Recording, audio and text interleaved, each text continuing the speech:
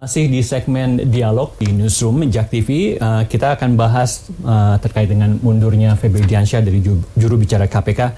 Kalau kita melihat struktur organisasi KPK yang sekarang dengan ketua KPK yang baru, Pak Firly Baharli, bagaimana Pak Murphy melihatnya? Saya sih ya secara hukum ya mereka kan sudah melalui proses regulasi ya. Yeah. Dari selektif, kemudian di DPR juga diuji gitu ya. Tetapi permasalahan bagi saya selaku ketua MPAI melihat pemilihan kepada ketua komisioner yang baru Pak Firly ini, yaitu latar belakang beliau, asesmen beliau, kita ada pencatatan pada beliau ya, ada hal-hal yang belum diselesaikan waktu masih beliau menjabat di Polri. Nah kemudian yang kita sayangkan adalah seharusnya lebih memprioritaskan memberikan keleluasan kepada sipil ya kepada pengamat ya, artinya yang tidak terlibat dalam institusi penegakan hukum yang lain gitu. Nah ini yang kita sayangkan begitu. Saya bukan tidak suka karena unsur Polri-nya, tapi masalah independensinya gitu. Terkecuali mampu untuk melakukan seperti apa yang dilakukan oleh Novel Baswedan sewaktu di era ketua untuk membongkar korupsi di kepolisian. Nah, mampu tidak umpamanya Pak Firly untuk membongkar itu, umpamanya nanti ditemukan hal itu di dalam tubuh Polri, ya. Ini yang dikhawatirkan banyak pihak, Pak.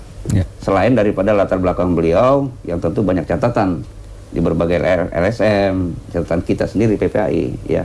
Apalagi beliau juga masih sebagai anggota Polri aktif, masih menjabat di lingkungan Polri. Ya. Yang saya takutkan ini hanya bagi kue Pak di tubuh Polri.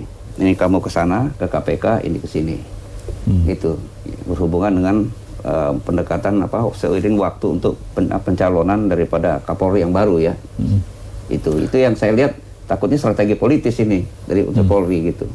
Kalau dari Pak Yasin dengan komisioner yang baru, ada Dewan Pengawas juga yang baru, bagaimana Pak Yasin melihatnya? Apakah semakin kuat?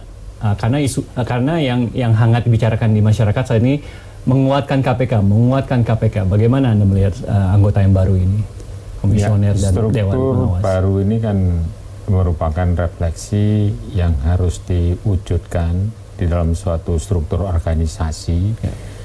Setelah adanya suatu perubahan undang-undang itu, undang-undang KPK.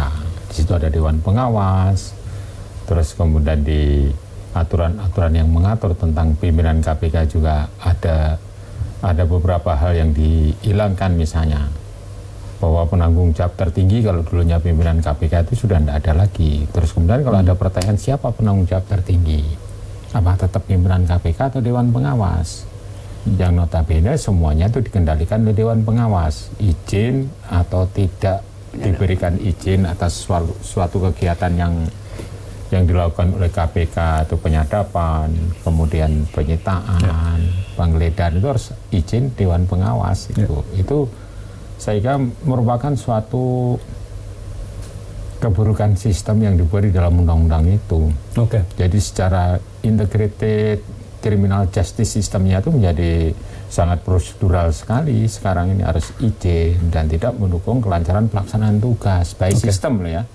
Tapi kalau orang-orang yang dipilih, kebetulan orang yang dipilih lah perubahan bagus lah secara integritas dan secara semangat di dalam pemberantasan korupsi.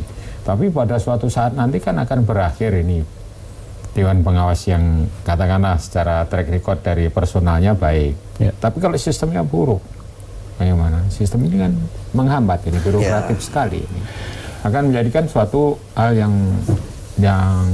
artinya itu untuk penegakan hukum di Indonesia itu menjadi kurang bagus. Jadi judiciary sistemnya kurang bagus juga, integrated criminal justice sistemnya juga tidak bagus, sehingga ini kalau menurut saya lah ya. Karena semua harus izin. Bahkan untuk menangani suatu pejabat negara saja, itu harus izin, baik di daerah maupun di pusat. Baiklah, ini kita akan tentunya nantikan kiprah komisioner KPK yang baru, karena mereka juga baru saja dilantik untuk 5 tahun ke depan. Mudah-mudahan langkah-langkah mereka juga bisa ya semakin baik dari komisioner sebelum-sebelumnya. Baik, terima kasih Pak Yasin atas waktunya, Pak Murfi terima kasih atas waktunya di studio kami. Dan pemirsa, kita akan jeda dulu. Kita akan kembali dengan informasi bagaimana rasanya mengunjungi restoran yang sama seperti di film Ratatouille. Informasi selengkapnya akan kami hadirkan usai jeda berikut ini. Tetaplah bersama kami di Newsroom.